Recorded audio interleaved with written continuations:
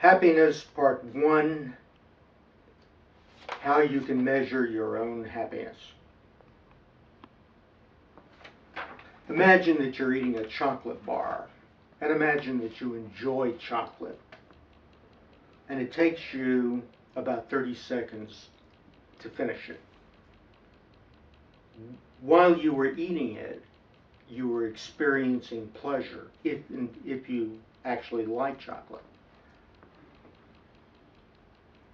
And when you get through, if you ask yourself, would I like a little more of this, meaning a little more of the experience of pleasure from eating chocolate, those 30 seconds, would I like a few more seconds of that? Would I like another 30 seconds? And if your answer is yes, then what you've experienced is a pleasant moment, a moment of which you would like more if you didn't have to give up anything else to get it. How good was the moment? Well, if eating a chocolate bar for 30 seconds is just about as good as anything you could imagine, then you would give it a score of +8, +9, +10, a high score. So imagine that your experiences, the momentary pleasure or displeasure, the momentary enjoyment or discomfort, imagine that this is scored from -10, the worst experience you can imagine, to +10, the best momentary experience you can imagine.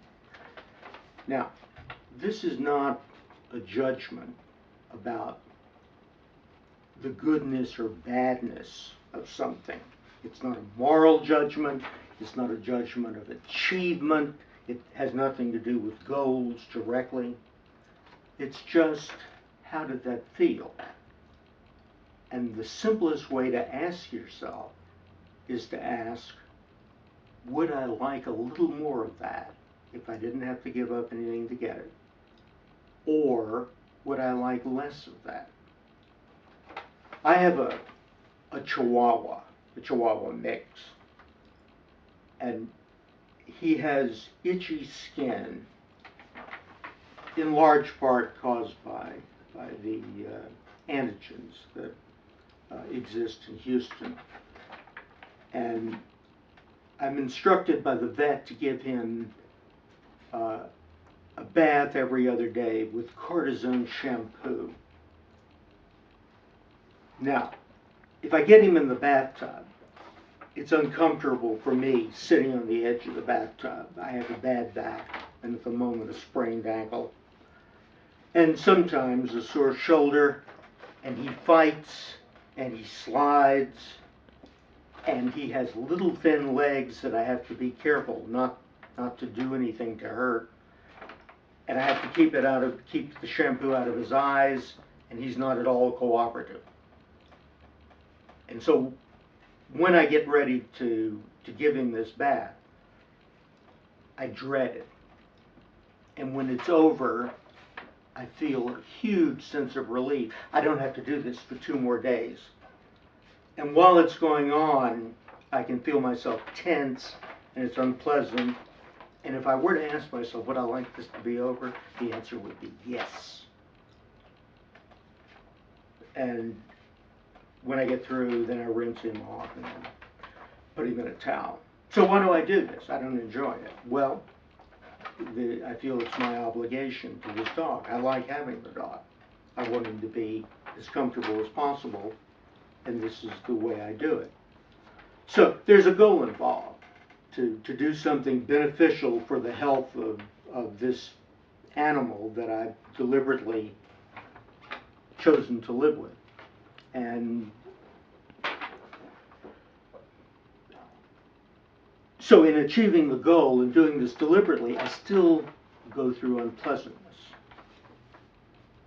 one of the most pleasurable things that I have is eating rotisserie chicken when it's hot, either purchased from Sam's or if I want to splurge from Boston Market.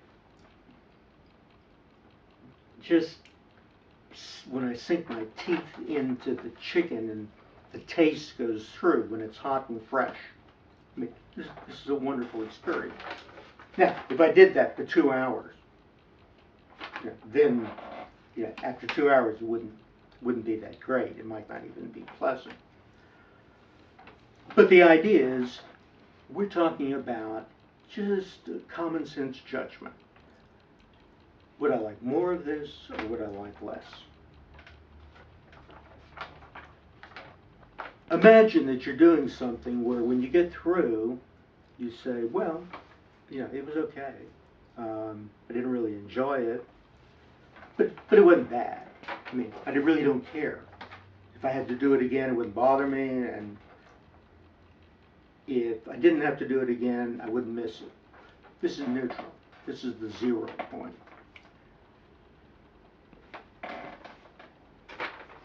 People very often judge what they do by whether they've accomplished something, by whether they've reached a goal,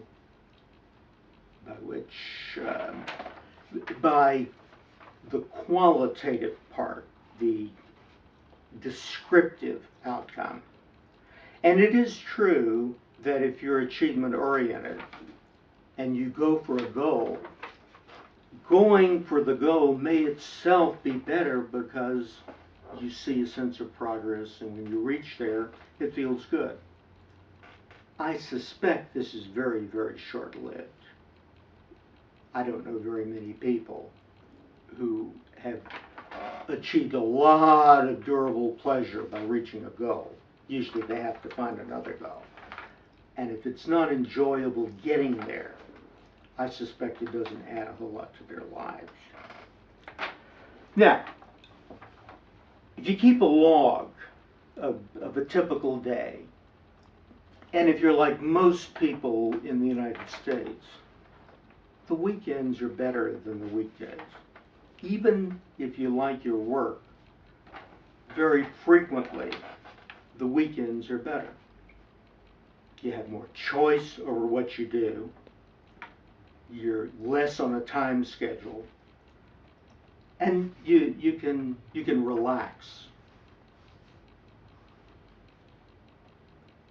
One of the things that seems to be important is that if you actually do some things that are challenging, you get more pleasure out of the relaxation that follows. That is, if you're escaping from a serious activity that you enjoy,